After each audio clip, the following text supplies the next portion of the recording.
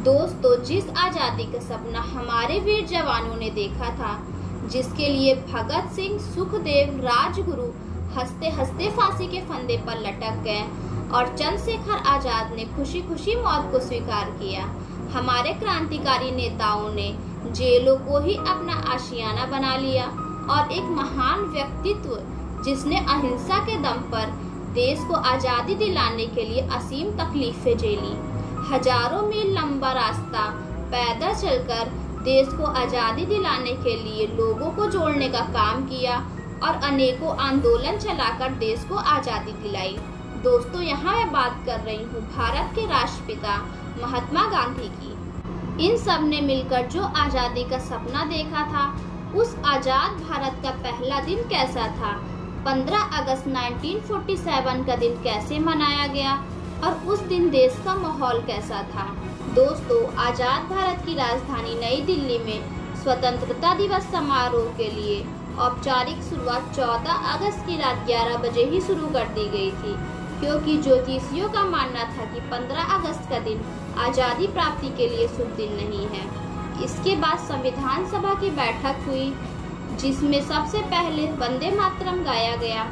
इसके बाद 2 मिनट का मौन उनकी याद में रखा गया, जिन्होंने आज़ादी की लड़ाई में अपनी जान की कुर्बानी दी। इसके बाद सबसे अंतिम में देश की महिलाओं द्वारा राष्ट्रीय ध्वज पेश किया गया। इस पूरे समारोह में आकर्षण का केंद्र बिंदु आज़ाद भारत के पहले प्रधानमंत्री जवाहरलाल नेहरू थे। उनका भाषण भावनाओं से ओतप्रोत था। नेहरू ने अपने भाषण में कहा कि मध्य रात्रि की इस बेला में जब पूरी दुनिया नींद के आगोश में सो रही है, हिंदुस्तान एक नई जिंदगी और आज़ादी के वातावरण में अपनी आंखें खोल रहा है। यह एक ऐसा क्षण है जो इतिहास में बहुत ही कम प्रकट होता है, जब हम पुराने युग से नए युग में प्रवेश करते हैं, जब एक युग खत्म होता है और जब एक देश की बहुत दिनों से दबाई गई आत्मा अचानक अपनी अभिव्यक्ति पा लेती है। यह भाषण काउंसिल हॉल में दिया गया था। हॉल के बाहर सड़कों पर लोग जश्न में डूबे हुए थे। सड़कों पर लोग खुशी से झूम रहे थे। हिंदू, मुस्लिम, सिख, ईसाई, भारत के सभी समुदाय के लोग आज़ादी का जश्न साथ साथ मिलकर मना रहे थे। दिल्ली में जब संविधान सभा के अध्यक्ष ने सभा की शुरुआत महात्मा गांधी को संबोधित करते हुए की तो सभा कक्ष तालियों की गड़गड़ाहट से गूंज उठा। तालियां लंबे समय तक बजती रहीं।